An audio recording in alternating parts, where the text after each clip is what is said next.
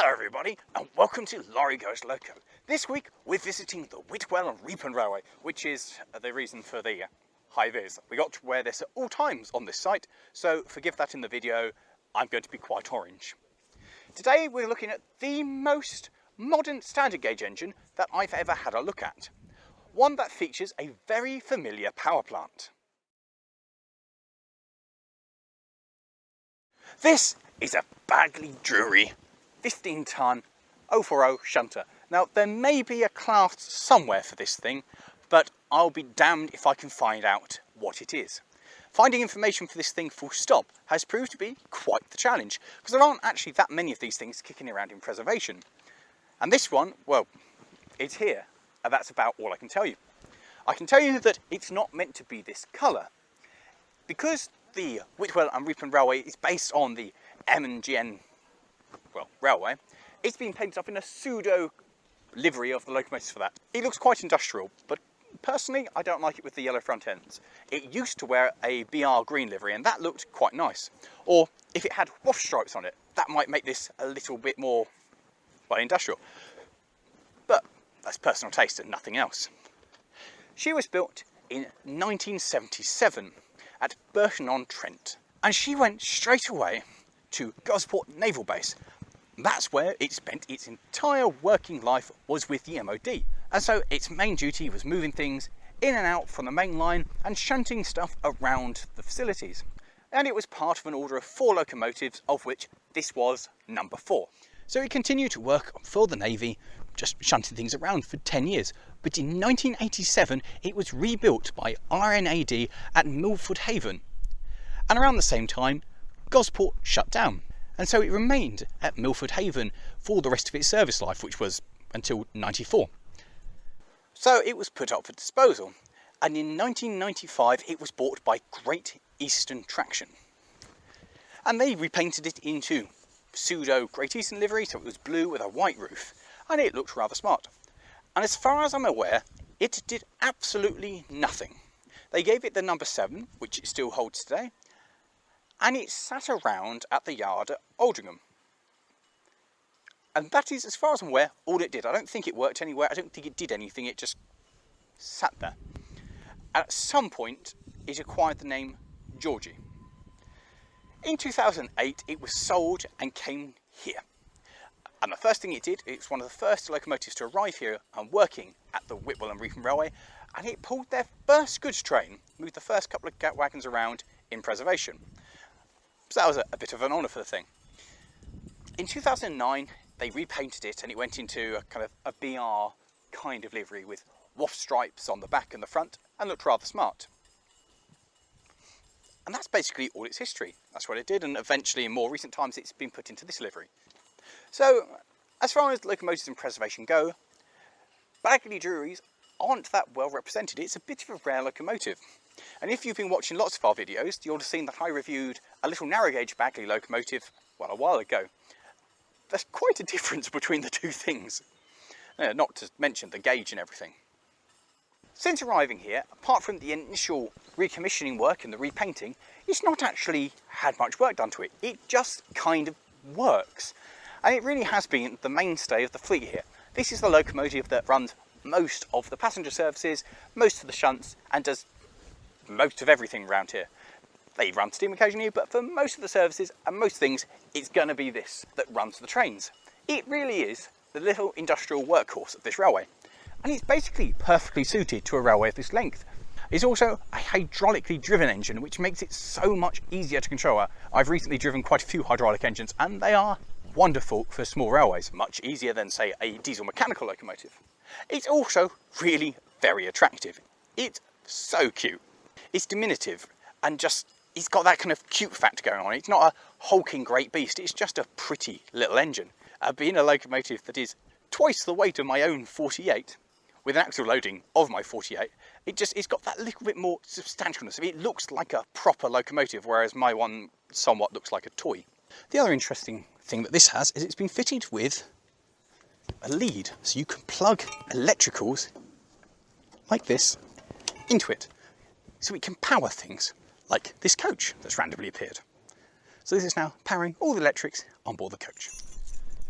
So, time to reveal the power plant of this fine locomotive, for which I need this weird key lock thing, which I've never seen one like this before.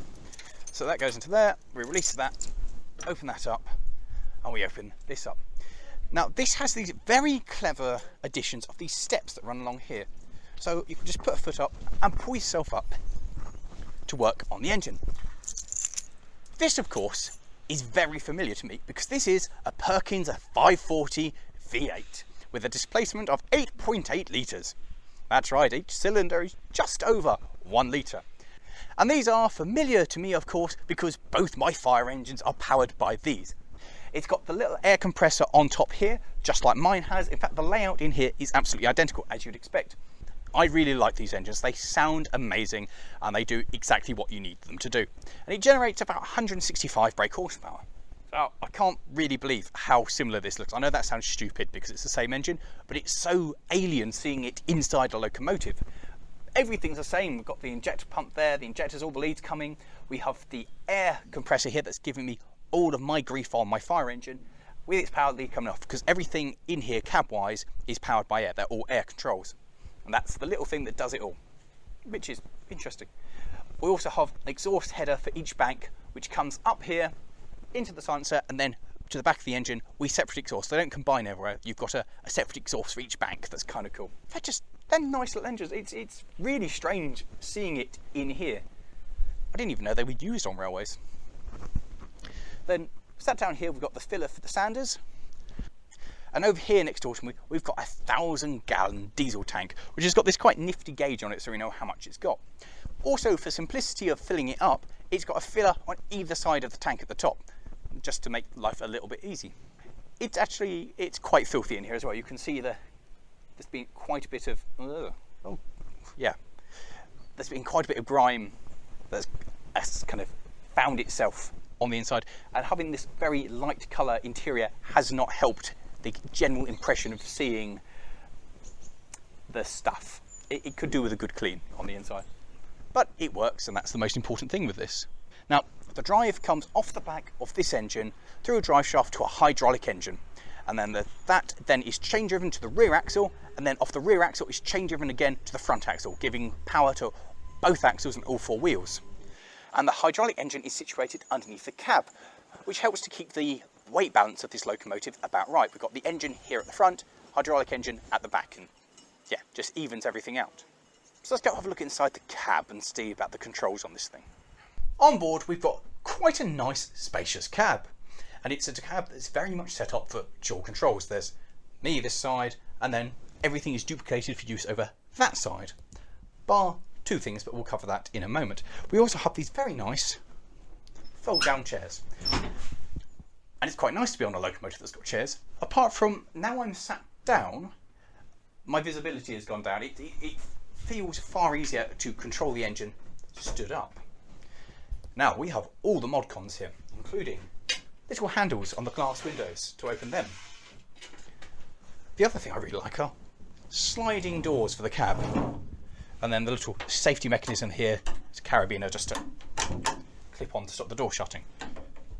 But I quite like them. They're unusual to find sliding doors on an engine. Back here we've got the handbrake, standard screw it on, screw it off route. And now we come to the control panel. Everything here basically works, and that's quite exciting. So starting from this end, we have the sanding control here, which again is air power to open up the sanders. This big thing here is our throttle. We have forward and backwards controls there. And then this little piece of wood here serves as a protector for the clutch. So at the moment we're disengaged, and this just makes sure that the engine stays out of gear. The problem being that as everything is air powered, if you leave it engaged and the air runs out, the locomotive is then locked in gear as you fire it up and it's in gear, which is not good. So this is the little safety mechanism they come up with to ensure that the locomotive remains out of gear. Also down here we have the horn, there's the engine stop. On your side, because you can't see it here, we have a pedal, which is a dead man's pedal, and you have to push that, and that must be foot on that and pressure on that, otherwise the brakes won't come off. So, and if you take pressure off that, immediately the brakes come on. Again, it's a modern Loco with more modern, up-to-date safety things. Coming across here to the controls.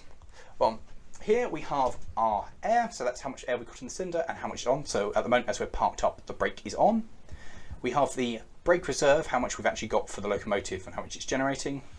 We have oil pressure for the automatic transmission. We have oil temperature for the hydraulic transmission. And here we have miles an hour. Now, confusingly, this goes in either direction for what way you're going. So if we're going forwards, it comes around here, and if we're going backwards, it goes around that direction, rather than most vehicles that just have one that goes the same distance. So that's just weird. Don't really understand that. I don't know why you need the miles an hour to move in either direction. That's really is strange. Then we have over here engine temperature for both banks. We got the engine oil pressure, battery voltage, and then lots of buttons. We have the little two little indicators here, which is the clutch is engaged or the clutch is disengaged, which should light up if we ignition. So at the moment, green light, clutch is disengaged. We also have lots of toggle switches for things like the cab. So we can turn the cab lights on. All the electronics on this work, apart from behind my cameraman Ben. If you look up there, we're missing one wiper motor. That's just dangling. We've got the wiper motor here and the wiper blade, but that's missing. But apparently, yep, look at that. Exciting. I don't think I've ever driven a locomotive that's got working wipers before. To the front ones well. Look at that. Yeah, I'm quite enjoying that. So yeah, everything works in that. We've got a demister, which is this funny device here, which will blast hot engine air up to demist the cab, and at the back as well. It's quite impressive actually. I do like toggle switches. They're just. And we also have this front tail light. No. Where's that headlight? Panel lights. So it turns out, oh yeah, they do come on as well. That's kind of cool. And then obviously tail lights that illuminate on the back and front of the engine. Oh, it has a very big headlight at the front as well. In here, aesthetically wise, we have a little bit of water ingress here and a bit of rot coming through, but it's nothing that wouldn't be solved with just a sand down and a new bit of paint. In actual fact, it's pretty tidy in the floor. The rest of the cab is all in pretty good condition. We do, however, have my favourite sign, which is down here, which says, this vehicle must not then enter laboratory rooms, buildings containing explosives. Because of course, being a locomotive that worked down at the Navy bases, it did have to move explosives around. And so that's how they dealt with it. Just don't go here. And I think that worked rather well, because obviously it's still here, so it worked. And then the last control that I've missed is the brake. And you can see it down at that side. It's, again, dual manding brake, which is that there. So for driving it, you want to be in this kind of position here. Like sitting down feels wrong. But being here, yeah, this is about right. And obviously drawing that towards you increases your throttle. I actually really like how this is laid out. It's just quite nice. It all feels nice. I like it. And this cab is quite nice and big. This is something that you can actually have a couple of people in and not feel too bad. Like Ben is all the way over there and it's got room to move around to there, to here. You can have a couple of people in here quite comfortably without actually being in the way. And that, of course, is a bit of a rarity on smaller engines, is to actually have room to move around. I know it's better on diesels, but this is a rather surprisingly spacious cab. It's quite a nice thing to be in, to be honest. Yeah, but this is quite cool. So I suppose the next thing to do is let's have a look at firing this thing up. Let's take it out for a run. Prepping this thing is, again, remarkably easy. It's built for the MOD. It's designed to be really simple. Bearings, they're contained. I don't need to do anything with those. So all it is open up the side, open up this to get to the dipstick, which is there. And we can confirm that is indeed very oily. Put it back in the little extender hole. Have a quick check while we're here to make sure the belts and everything are tight in there and there's nothing seems amiss. That's all fine. Next, we drain the air tank, so I need to go underneath and just that tap there. Just drain that, make sure there's no air in it, of which there isn't. Then all remains is to check to make sure we've got fuel. So we could use the fuel gauge inside the engine bay, or just give this a twist like that and go, yeah, there's diesel in that. Then we need to return to the engine bay again and just get right inside to check to make sure we've got water inside the radiator, which is relatively simple. Right, that's it. So with all the minimal prep done, all that remains is to give this thing a little bit of throttle and turn the key.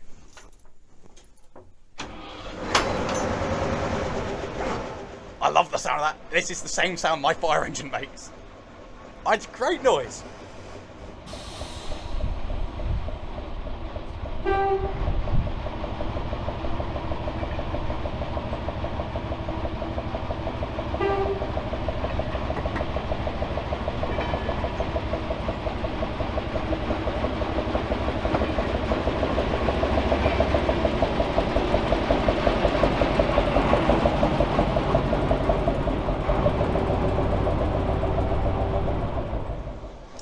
So, put the foot onto the dead man's pedal, make sure the locomotive's in reverse, we engage the clutch, take the brake off, give it a blast on the horn, and away we go.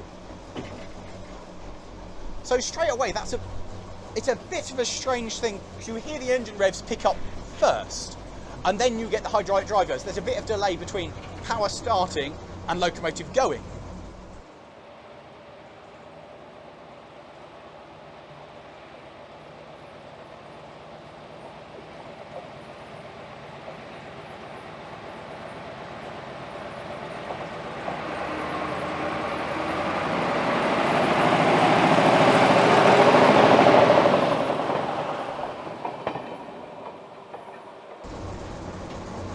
But the big thing is, this thing rides really nicely.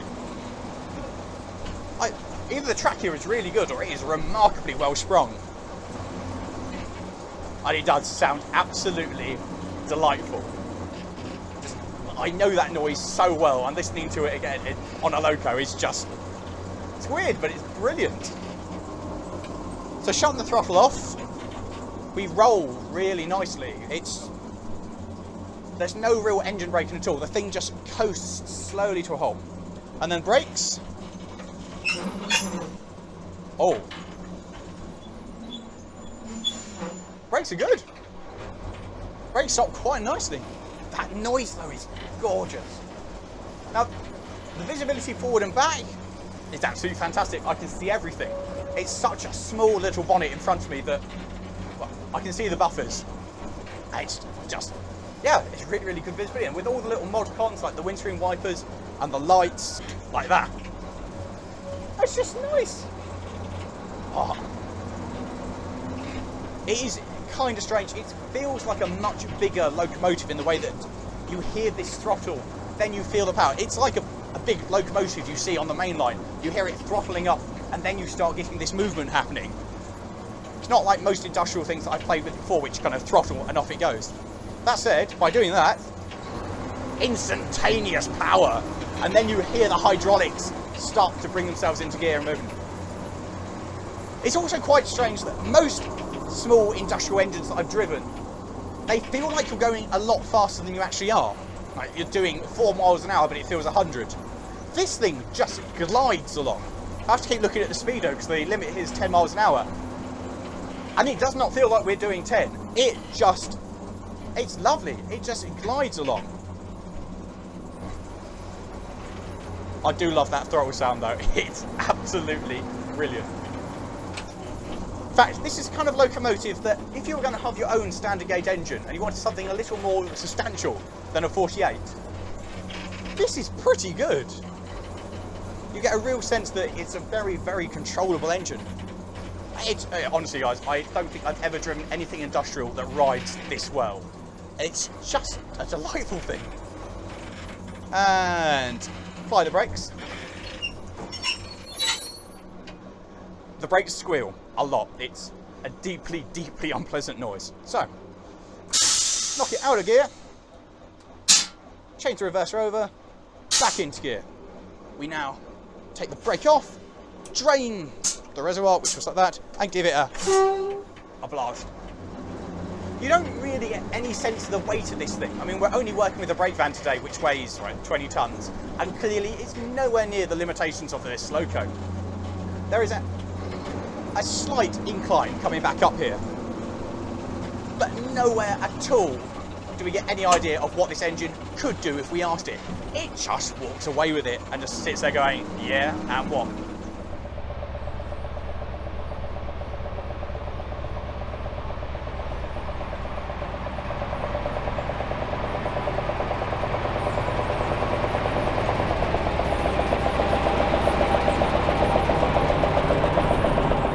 It's not bothered in the least by this.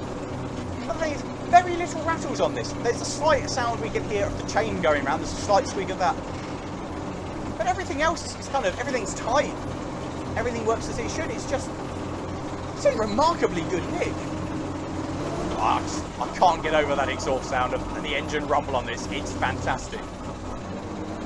I mean, having all the mod cons like a demister on the windscreen. This thing is, and it should be for an engine built this late. I can't really get over just how good the throttle is. It's so controllable. Just a little fraction of an inch of movement on the throttle here increases the engine tone and gets us moving again. It really is. This is a superb little engine. Absolutely superb.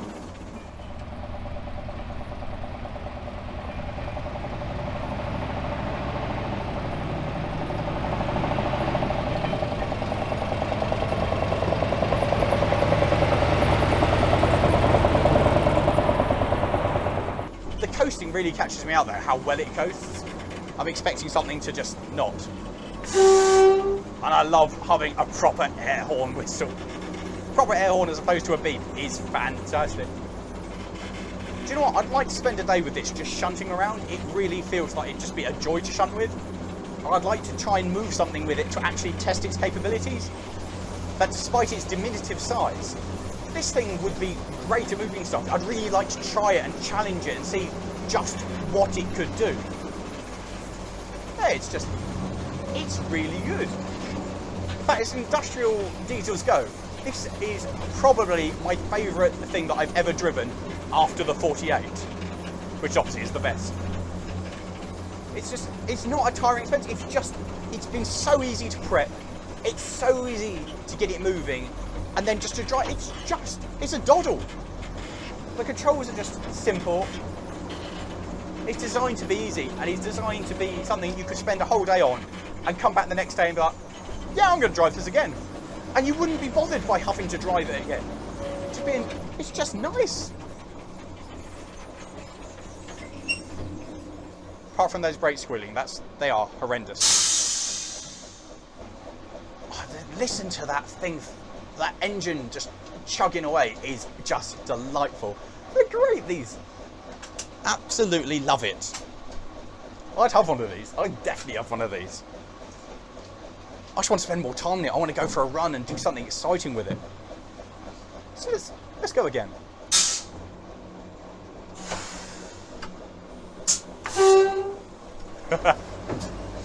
It's such a good noise.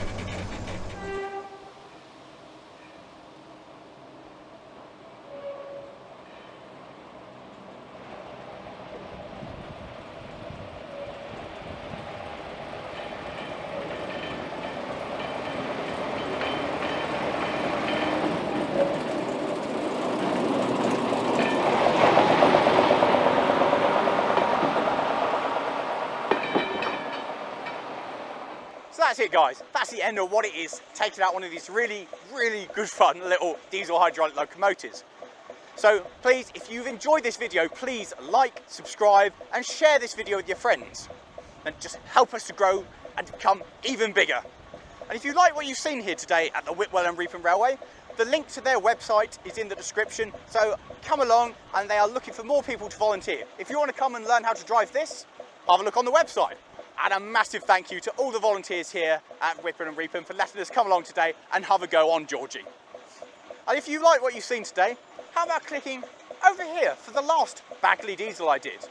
Or how about down here for another standard gauge industrial shunter? See you later, guys.